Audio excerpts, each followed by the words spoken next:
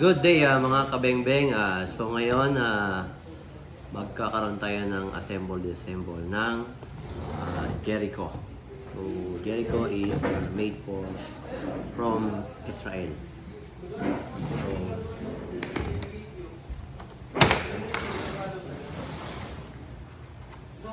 So pag bumili ka ng Jericho, so meron siyang kasamang tatlong magazine.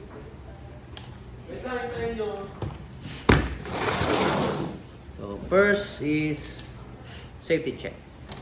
Lagyan natin yung safety check kung ilaman. Wala. Squeeze. Then kailangan natin ng pang punch ng tools at number 2.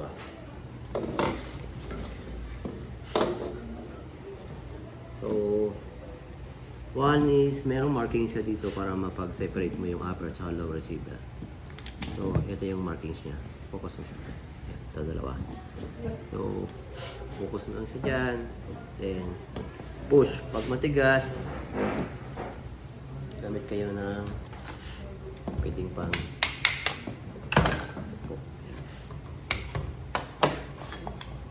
then, release. Squish nyo yung trigger para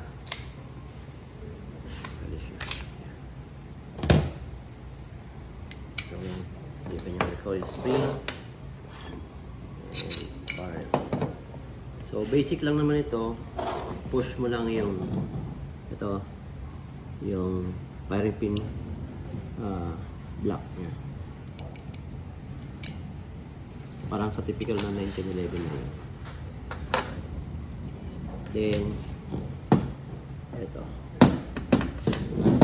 So ito kasi siya yung hold. So, hindi mo siya may papasok kapag yung other side yung ilagay mo. So, dapat tong kabilang side.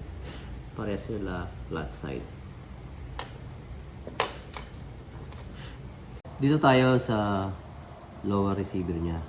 So, tatanggalin natin yung set ng zir, hammer, at saka itong kanyang trigger. So, dito, meron ditong spring. Yung kabilang side niya, kailangan mong iangat. Tapos, ilagay mo siya dito sa kabilang side. Yan. Dito. Iangat mo siya dyan. Kasi siya yung naglalak nitong kanyang safety. Then, pwede mo siyang tanggalin. So, tigas pa siya dahil bago pa.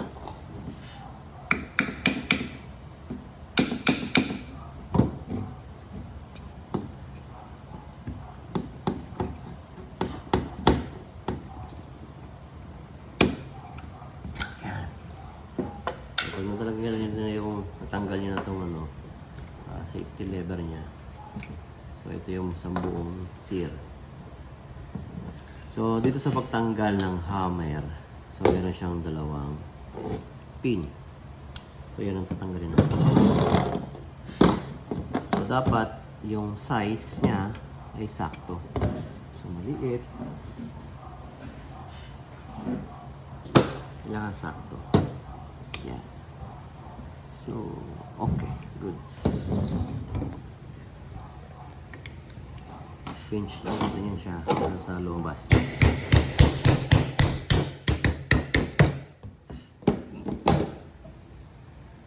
So, parehas lang naman ang size niya. Kaya kahit magkabaliktaran kayo lang tayo.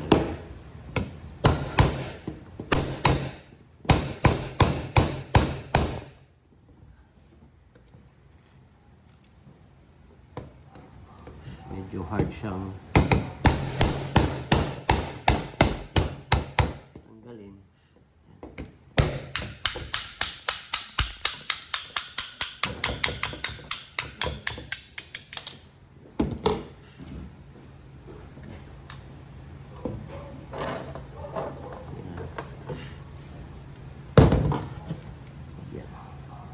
Tapos, para ma-pull out mo to siya, meron mo siyang tatanggalin kayo dito na part. Yan.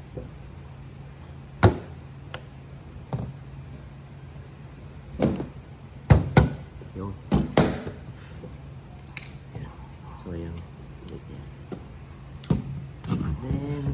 iangat nyo lang yan.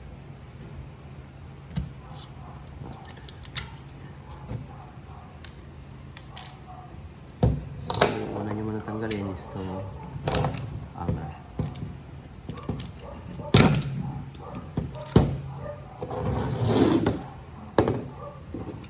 Then, ito.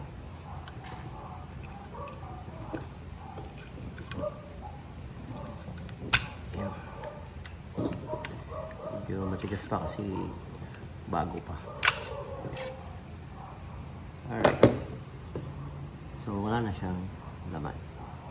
So, balik natin, syempre, kung alin yung huli, yun ang una. Dito, huwag nyo munang papasok lahat. Kasi itong kanyang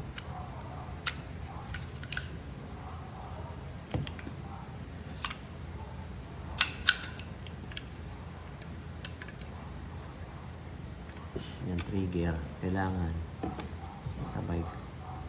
Kasi dapat nasa ibabaw ito. Wala sa ilalim. Yan. Okay. Shoot. Yun. Okay. Then bago nyo ilagay yung mga pin, make it sure na sakto. Kasi baka maya maglagay kayo ng pin, eh hindi naman pala sakto. So kabit natin itong isang pin.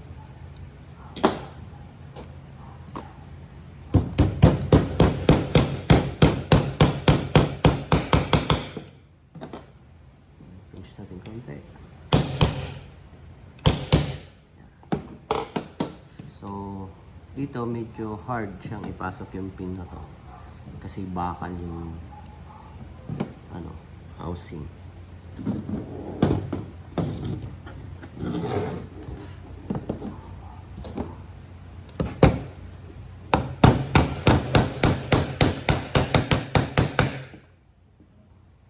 And pinch natin yung konti.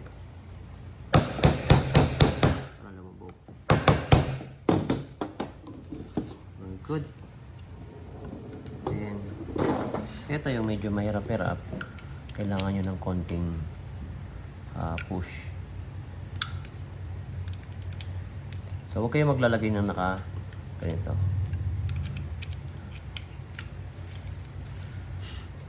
Then tingnan nyo muna kung mag-a-align yung butas niya. So gusto ba dapat ganyan. Yan. So shoot muna natin. Then laruin muna natin to hammer. Yan. Okay, goods. So ito naman. So simple lang siya.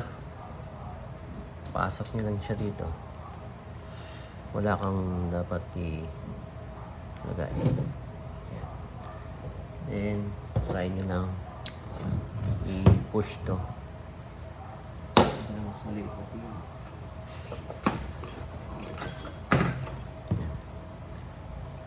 Tapos check mo dito. Yan. Kung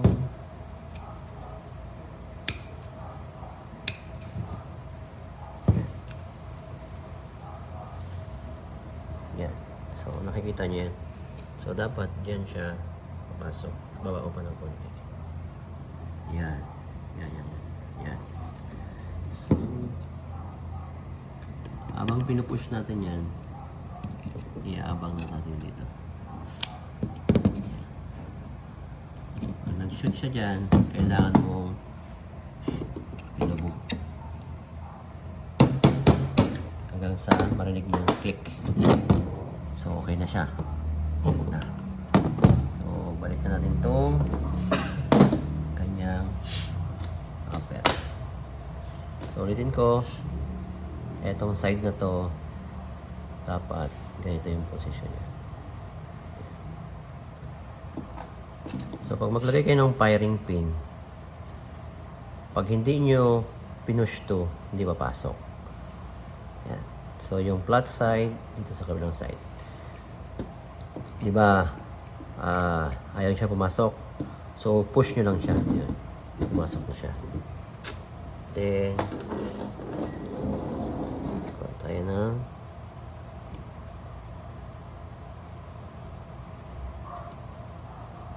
pin para bumaon. Ito medyo kailangan yung hawakan mabuti kasi baka tumalsik. Yan. Okay, goods. And balik natin yung barrel. Balikan yung reverse spring. Yep.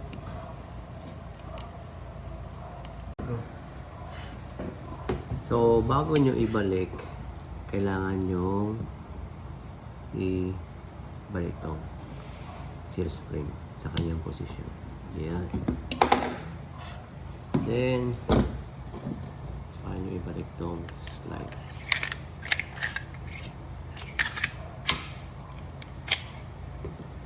Okay. Then, align nyo lang ulit yung dalawang mark. Okay, wala. Align lang, then shoot.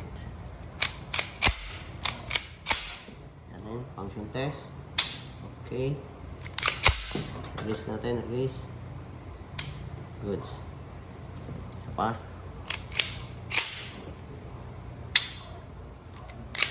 So, dapat marinig niyo yung reset. Yan. So, ibig sabihin, okay yung ating pagkaka-assemble. So, yun lang ang ganito lang kadali yung pag-assemble ng Jericho. Yan. So, ang model nito ay Jericho PSL. Yan. So, ito yung bagong issue ng Coast Guard. So, yun lang guys. At sana meron kayo natutunan dito sa aking video. And syempre, kung meron kayo natutunan, huwag niyong kalimutang like and share. And syempre, kung di pa nakasubscribe sa aking YouTube channel, please subscribe my YouTube channel, Extractor Monsky. See you in the next video. God bless.